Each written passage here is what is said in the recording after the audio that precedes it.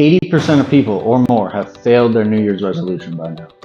30 to 40% of those people chose fat loss as their New Year's resolution. That means only 1 out of 10 people are still on their fat loss journey that they started in the new year. But don't worry, if this is you, you can keep your fat loss journey alive by watching the rest of this video.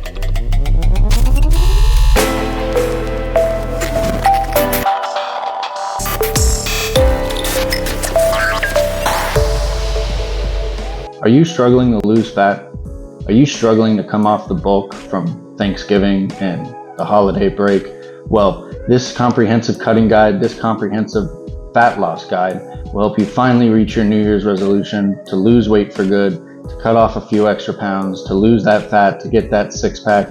All you have to do is follow the guide. So the number one thing about being in a cut is about being in a caloric deficit. So to lose weight, you need to eat less calories than you burn. I'll put a chart here so that way you guys can see or get a rough estimate of how much calories you're burning on a daily basis based on your weight. So go ahead and look at the chart and pick your weight and then decide how much activity you're doing. If you're sitting at a desk job, choose minimal activity. If you're playing sports and on a team sport like basketball or playing pickup basketball a lot, then choose high activity. If you're somewhere in between, choose minimal activity. But there you can get a rough estimate of what your average daily caloric expenditure is. And if you want to be in a caloric deficit, which is the only way you can lose fat, lose weight, then you need to find that caloric level on the chart and then subtract 500 to 1,000 calories.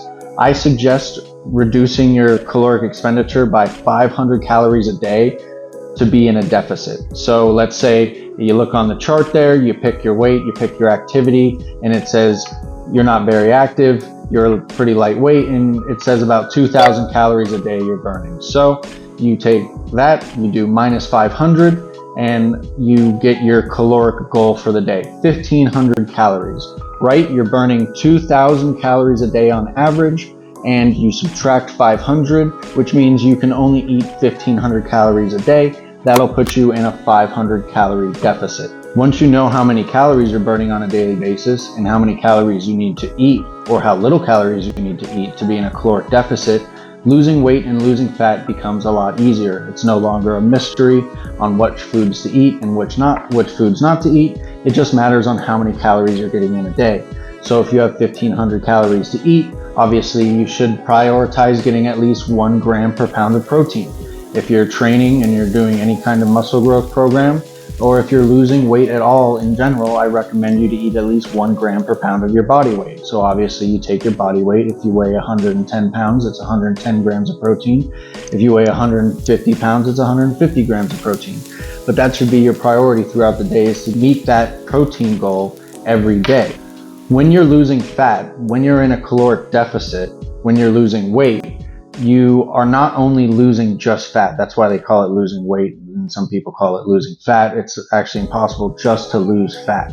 If you're going to lose weight, you're going to lose a small amount of muscle mass. Now, it might be very tiny, and if you do resistance training like I'm recommending, you go to the gym and you do some weightlifting, or you do the home workout that's on my channel, that's mostly just body weight workouts and that you can do at home, then you can keep a majority, if not all, of your muscle mass and actually gain some muscle at the same time while losing fat. So to be able to do that, you need to focus on your food volume, meaning you need to focus on low calorie, less tasty foods that are high in fiber and protein.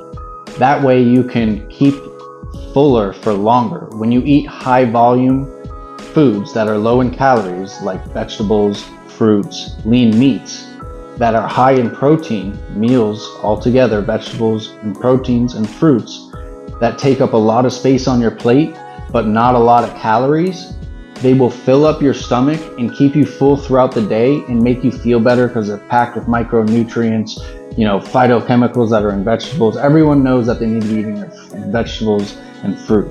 So if you focus on your meals just being 50% lean meats, 25% vegetables, and 25% fruits, you'll find being in a caloric deficit very easy. You'll find being in a fat loss journey a lot easier. One thing that'll help you guys out is You might need to eat less pastas, grains, breads, desserts, and snacks. Now, I know that's not fun. Everybody loves their breads and pastas and their desserts and their snacks, but unfortunately you're gonna have to eat less of those things. You don't have to cut them out completely, but I would leave them to about 10% of your diet. So training while cutting, you'll need to follow a structured muscle growth program. You can check out the programs on my channel. There's a link in the description. There's a home workout program, there's a push-pull leg program, there's an upper-lower program, there's the program that I'm going to be running. But it's a really good idea to have a muscle growth program and do some resistance training, to do some weightlifting, so that you don't lose any muscle in your weight loss journey. You only want to lose fat. Some other keys for training while cutting is to train to failure or 1 to 3 reps in reserve, which is RIR, 1 to 3 RIR. The reason why I suggest training 1 to 3 reps in reserve. Now, if you're new to training, go ahead and train to failure. Find out what training to failure is. I talk about it in my other videos. But if you're pretty advanced and you've been training for a long time, just coming off a bulk, and you've been training really hard and you train very often, it may be a better idea to, while you're in a caloric deficit, to only train 1 to 3 reps away from failure. That just lowers the risk. Again, you're in a caloric deficit, so you don't have as many resources. You can't recover as quickly. Your joints are taking a little bit of a hit due to hard training. So it could be a good idea to take most of your sets 1 to 3 reps away from failure, and then train again as soon as you recover, guys. If you train one muscle group and the next day you're super sore, don't train that muscle group again. But if 2 or 3 days later that muscle is no longer sore again and you feel powerful, you feel strong, you can go ahead and hit that muscle group again, and it's actually your responsibility to train that muscle as soon as it's recovered. So, because once it's recovered, it's ready for more muscle growth. But stay consistent, guys. Show up even when you don't feel like it. Fat loss takes time. It's not going to happen overnight. It's not going to be some miracle 20-pound weight loss in 7 days. Expect to lose 1 to 2 pounds a week if you're in a 500 to 1,000 caloric daily deficit. That's a normal rate. Anything past that, you're going to lose more muscle mass, and it's going to be really, really, really hard to even stick to the diet. Most diets are successfully done sticking to a 500 calorie deficit daily and having a realistic goal of losing 1 pound of fat a week.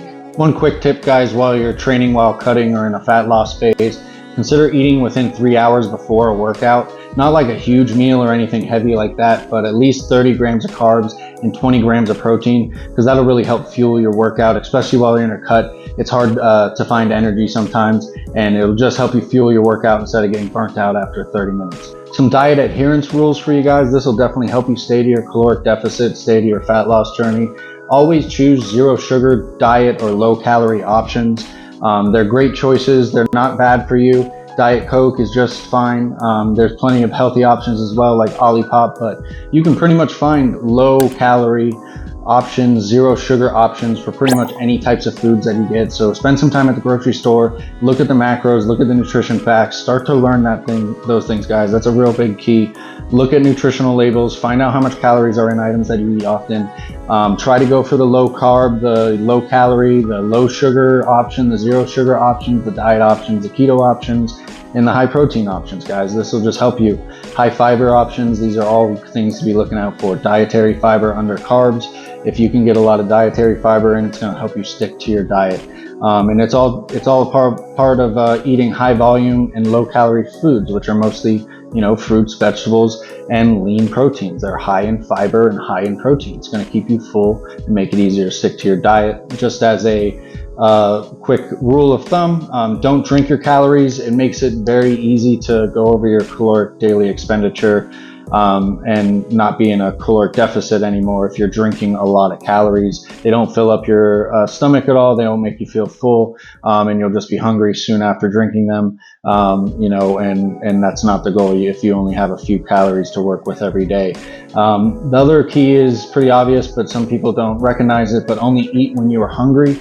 Don't be just eating meals just because it is lunchtime, just because it is breakfast. Really feel if you're hungry. If you're really hungry, then you should eat a high volume, low calorie option with some protein. But other than that, don't eat unless you're hungry. And remember, hunger is a good thing. It's not a bad thing. You need to start reworking your brain, start thinking, rewiring it, thinking of it a different way, because hunger signaling means we are successfully dieting and cutting. congratulations, you're doing a good job. If you feel hungry, you're doing the right thing, you're being successful.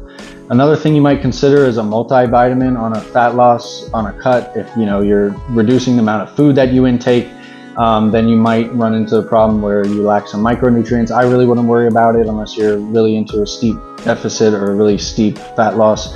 Then you may consider a multivitamin, but it's not super important. And then another important key is to keep yourself busy, guys. Idle minds crave food. So if you're constantly doing something, not only are you burning quite a little bit more calories, but you're not leaving your mind idle to want to eat food. On top of that, only keep healthy food and snacks at home. If your pantry is only full of fruits, vegetables, and lean proteins, the chance of you getting up and going to the store and buying a candy bar or buying something that's going to make you cheat on your deficit is much lower. The next thing you want is to become conscious of everything you drink and eat. Look at the nutrition labels like I was talking about earlier.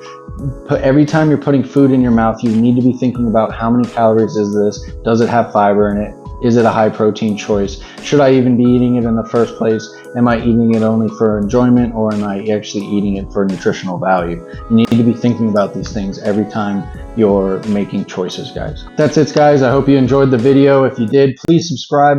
Please drop a like on the channel. It definitely helps out a lot. I got muscle growth programs on the channel, so go ahead and click on the link in the description.